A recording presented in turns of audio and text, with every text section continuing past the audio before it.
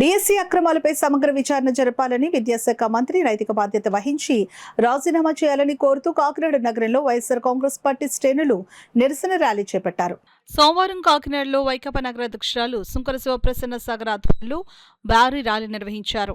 Cinema రోడ్లోని Anandabharati grounds నుండి కోకిల centre వద్ద గల దివంగత నేత వైఎస్ రాజశేఖర రెడ్డి విగ్రహం వరకు ర్యాలీ నిర్వహించి ర్యాలీలో మాజీ ఎమ్మెల్యే ద్వారంపూడి చంద్రశేఖర్ రెడ్డి పాల్గొన్నారు. డిఎస్సి అక్రమాలపై సమగ్ర విచారణ జరపాలని, లోకేష్ రాజీనామా చేయాలని నినాదాలు చేశారు. కోకిల సెంటర్ వద్ద గల వైఎస్ఆర్ విగ్రహానికి నాయకులు పూలమాలలు వేసి నివాళులర్పించారు. ఈ సందర్భంగా మాజీ ఎమ్మెల్యే ద్వారంపూడి చంద్రశేఖర్ రెడ్డి, వైకాపా యువజన విభాగ అధ్యక్షులు రాగిరెడ్డి బండిలు మాట్లాడుతూ డిఎస్సి నియామక ప్రక్రియలో జరిగినట్లు ఆరోపణలు వస్తున్న అక్రమాలపై పారదర్శకంగా, నిష్పక్షపాతంగా సమగ్ర విచారణ జరిపి నిరుద్యోగ యువతకు న్యాయం చేయాలని వారు డిమాండ్ చేశారు. చాలా చోట్ల ఫీజు రియంబర్స్మెంట్ లేదని, ఎన్నికల ముందు నిరుద్యోగ భృతి 3,000 ఇస్తామని ఇచ్చిన హామీ కూడా ఇవ్వలేదని దుయ్యబట్టారు.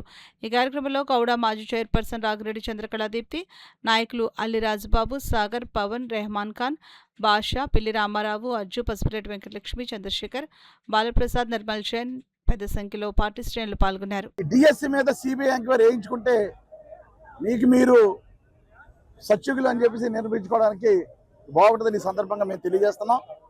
అదేవిధంగా చాలా చోట్ల ఫీజు రీయింబర్స్మెంట్ లేదని, ఏదైతే ఇప్పుడు మీరు ఇచ్చినటువంటి అక్రమాలు జరిగిన డిఎస్సిలో ఎవరైతే సభ్యులు సెలెక్ట్ అయ్యారో ఆ సెలెక్ట్ అయిన సభ్యులకు కూడా ఈరోజు సర్టిఫికెట్లు లేవు.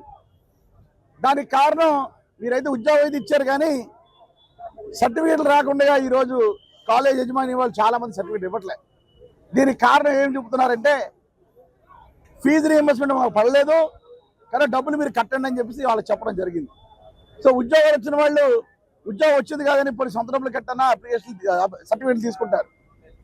కానీ చదువు పూర్తయిన వాళ్ళకి ఏ విధంగా సర్టిఫికెట్లు వస్తాయి? మేము చాలా మంది కాలేజీలకి ఫోన్ చేసి సర్టిఫికెట్ రాలేదంట కదా అని అంటే ఫీజు రీయింబర్స్మెంట్ రాలేదండి మాకు, కానీ మా డబ్బులు మాకు కడితే తప్ప మీ సర్టిఫికెట్లు ఇవ్వని కాలేజీ వాళ్ళు చెప్తున్నారు. సో చాలా దారుణమైన పరిస్థితులు ఈరోజు విద్యార్థులు ఉన్నారు. అదేవిధంగా ఎలక్షన్ల ముందు చాలా డబ్బా కొట్టాడు ఆయన. 3,000 రూపాయలు నిరుద్యోగ భృతి ఇస్తాను అని చెప్పేసరి పాప నిరుద్యోగులు నమ్మి ఓట్లేస్తే సుమారు 2.5 సంవత్సరాలు అయినా ఈరోజు నిరుద్యోగ భృతికి సంబంధించి ఒక్క మాట కూడా లేదు. సో అన్ని రకాలుగాను ప్రజలు వంచేసేసిన ఈ ప్రభుత్వం దిగిపోవాలి. అదేవిధంగా చిత్తశుద్ధి ఉంటే లోకేష్ గారు ఈ డిఎస్సి మీద సిబిఐ ఎంక్వైరీ వేయించుకోవాలి. అదేవిధంగా సిబిఐ ఎంక్వైరీ రిపోర్ట్ పూర్తయ్యే వరకు లోకేష్ గారు ఆయన మంత్రి పదవికి రాజీనామా చేయాలని ఈ సందర్భంగా కోరుకుంటున్నాం. ముఖ్య ఉద్దేశం ఏంటంటే డిఎస్సి పై జరిగిన అవకతవకలకి బాధ్యత వహిస్తూ లోకేష్ గారిని విద్యాశాఖ మంత్రిని రాజీనామా చేయాలని మేము కోరుతున్నాం. విద్యాశాఖలో జరుగుతున్న అవకతవకలు ప్రజలందరూ చూస్తూనే ఉన్నారు, గమనిస్తూనే ఉన్నారు. ఈ రోజుకి కూడా ఏ చలనం లేదు. ఇంత కూడా వాళ్ళు కనీసం ఏ ఒక్క మంత్రి వచ్చి దీని మీద తప్పేం జరగలేదని ఒక మాట కూడా చెప్పలేకపోతున్నారు.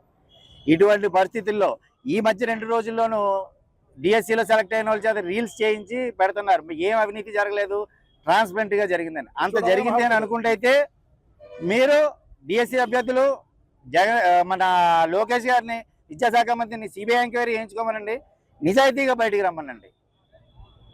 3 పార్టీలు 6 హామీలు ఇచ్చి మొగ్గలేస్తున్నారు అవి నెరవేర్చడానికి. కరోనా కష్టకాలంలో కూడా జగన్ గారు 6-7 హామీలు అవలీలగా నెరవేర్చారు. మీరు జగన్ గారితో పోల్చుకున్నారు హామీలు నెరవేర్చడంలో. ఎంత సిగ్గుచేటంటే విద్యాశాఖలో అవకతవకలు జరుగుతున్న విద్యాశాఖ మంత్రిని మళ్ళా కూటమి ప్రభుత్వం వాళ్ళు సీఎం చేద్దాం అనుకుంటున్నారు. అంటే రాష్ట్రాన్ని ఏ విధంగా వాళ్ళు పరిపాలిద్దాం అనుకుంటున్నారు? జగన్మోహన్ రెడ్డి గారు పథకాలన్నీ ఇస్తే శ్రీలంక వద్దన్నారు, మరి ఏళ్ళు ఇస్తే బంగ్లాదేశ్ వద్దా? ఈరోజు సెంట్రల్ గవర్నమెంట్ సర్వే చేస్తే సర్వేలో మన రాష్ట్రం 16.2% అంటే 80 లక్షల మంది నిరుద్యోగులు ఉన్నారు. బంగ్లాదేశ్ కన్నా ఎక్కువ మంది నిరుద్యోగులు ఉన్నారు. అంటే మన రాష్ట్రంలో యువత విద్యార్థులు పక్క రాష్ట్రాలకు వెళ్ళి కూలి పని చేసుకునే పరిస్థితికి వస్తుంది.